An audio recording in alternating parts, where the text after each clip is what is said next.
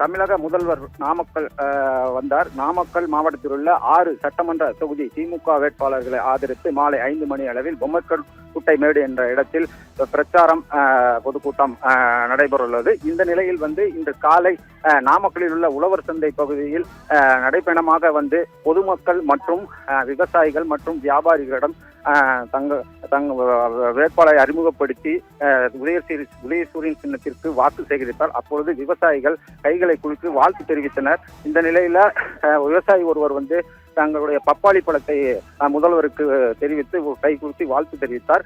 இந்த பிரச்சாரத்தின் போது வழிநெடுங்களும் உற்சாக வரவேற்பு அளித்தனர். Oviya small distance wait on கொஞ்சம் wait on நீ பாத்து வாங்க கொஞ்சம் சார்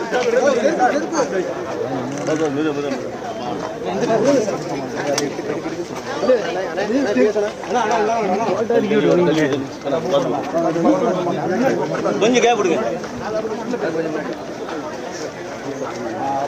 போலாம் நேரா we will not go friend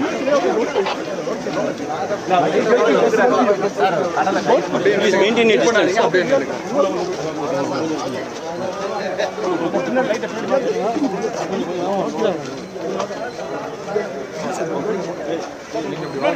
okay thank you நான் வெளிய போறேன்